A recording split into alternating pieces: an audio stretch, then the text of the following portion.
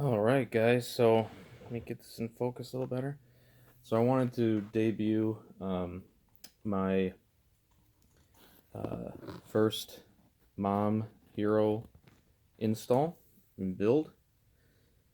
I designed the chassis myself to be fully removable, and it turned out better than I thought it was going to. So I'm pretty excited. It's not 100% done.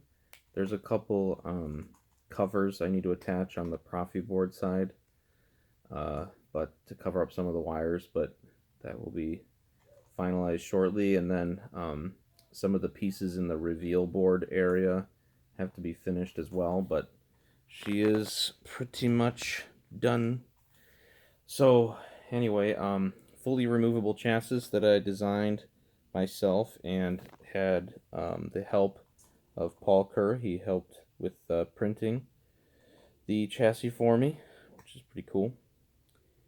And he also helped me big time, hooking me up with this creepy uncle, Dennis Lukianov, creepy uncle blade plug. And man, it is just gorgeous. It is like the cream of the crop. And I'll show you that in a minute.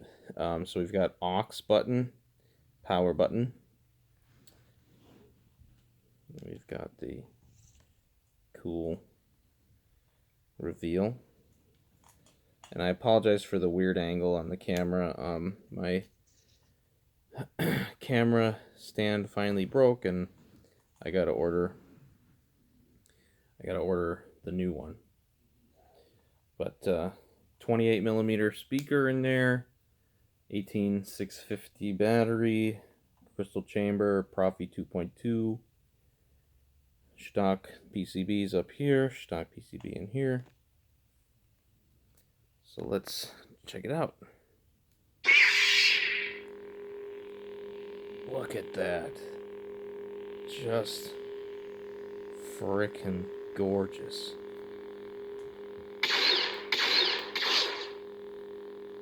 Just gorgeous.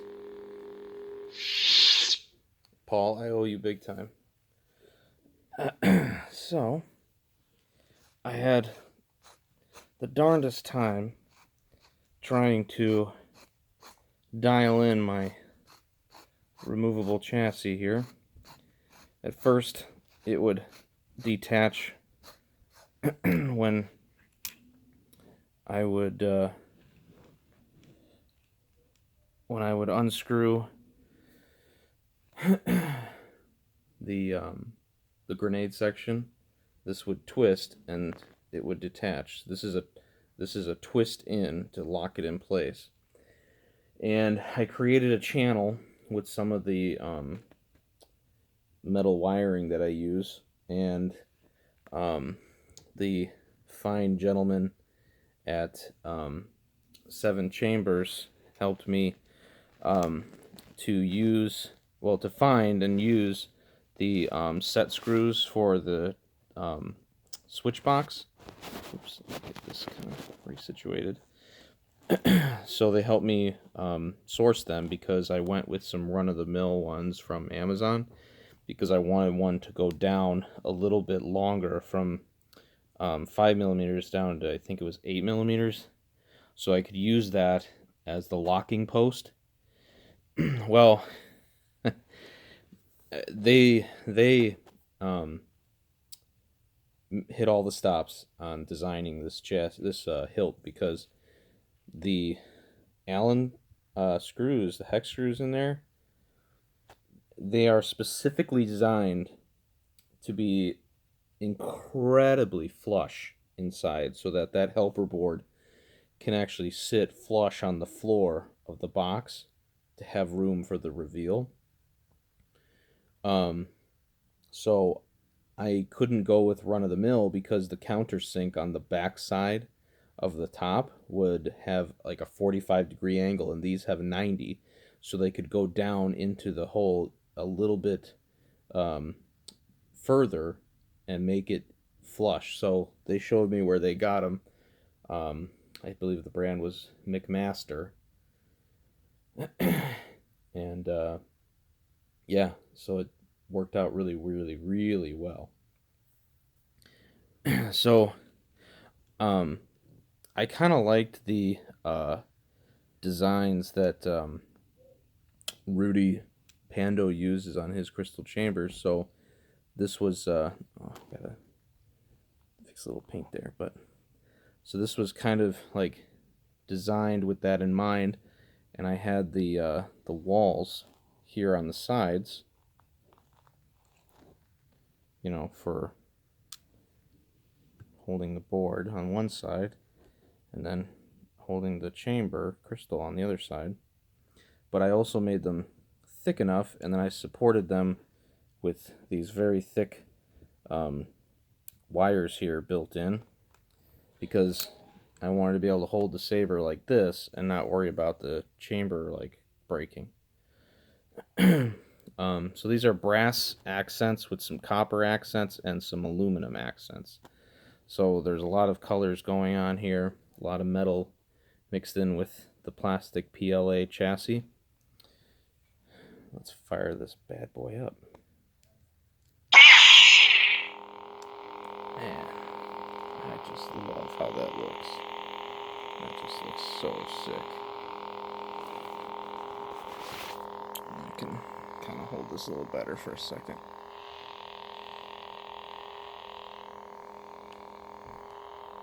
Just freaking awesome.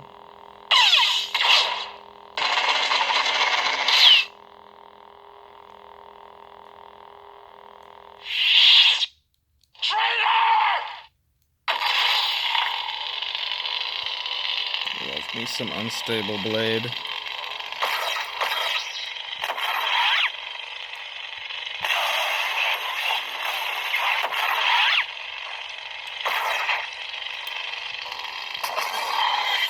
Your move.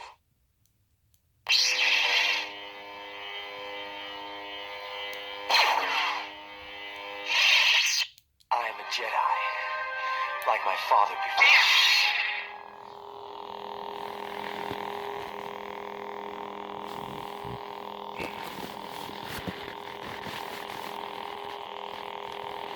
Oh, sorry about that. So, let me demo the removable chassis. Oh, don't fall on me. Come on, just stay right there. Okay. So, again, it's twist to unlock, like that. And then, oh. Okay. And then, sorry guys. I am working on getting that frickin' holder. Okay, so let's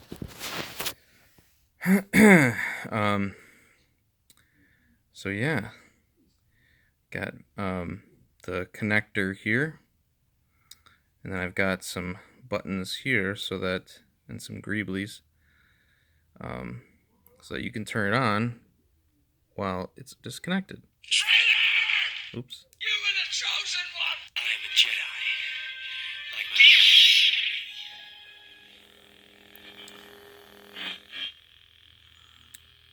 And I did a lot of detail on here. I went like back and forth from different colors I wanted to do. I did copper, I did gold, and then finally I felt just like really happy with silver. And then as you can see, I got to cover all the wires on the back. Kill switch right down there. Removable battery. Speaker.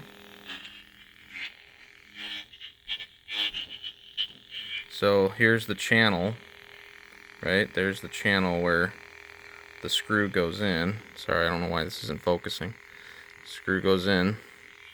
And I apologize for any of the rough spots. This was a prototype, and I had to redo like all the wiring, all this, like where this was sitting, either too high or too low. It would, you know, shift down when I screwed the grenade section in. It was dialing in exactly where to put this, and then the channel here was, gosh, very, very difficult. But once it finally happened, it was pretty cool. So I had a little fun with putting some greeblies here. Not sure if those are going to stay there 100%, but yeah, I am incredibly excited how this turned out. Like, incredibly excited, and I can't wait to build the next one. Lots of stuff going on in here.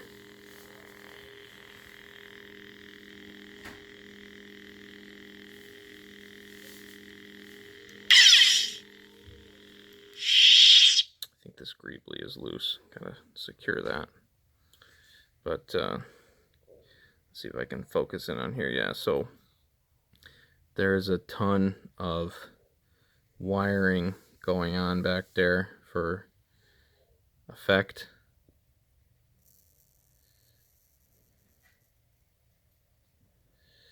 Yeah. Oh, this camera sucks. Sorry, guys. Anyway. So that's that. Oh, let me show you the female side. So up in here. So originally I drilled an extra hole in the control box, thinking that the locking pin would go up there, because there was the gap, you know, from where the grenade section stops and where their metal crystal chamber would screw in. But that didn't end up being the spot. It was one back there. Oh. And then in case I twist it and turn it on with... Oh, well, that's not good. Well, that's supposed to protect the connectors, you know, from these, if the chassis is still on, from these touching the metal in here. When I twist it while it's engaged with the kill switch, I had some of the protective tape put in there, but I kind of scraped some of it, so I gotta fix that. But anyway, that's the female connector, and man, getting that in there and then securing it was very difficult, because once you have to get that up in there first and then attach the wires to the helper board, and then I had to like reach in on an angle and just kind of stuff the slack of the wires in between, like that much space right down in there, because when that helper board sits flat, there's no room for wire to lay down there. And I don't know, that's kind of a... If I had a wish, I wish that that didn't sit flush. I wish there was a little bit of gap for some wire room down there to make this type of setup a little easier. But yeah. So anyway, and then to kind of know, like, you know, where you are, you just kind of look down and watch the pin. You know, you kind of watch the pin, and I'm not going to be able to do it on camera and show you guys, but you just watch the top pin, and then when it looks like it's flush with the female connector, and then it turns all the way, and then these light up, then you know it's locked into the pin.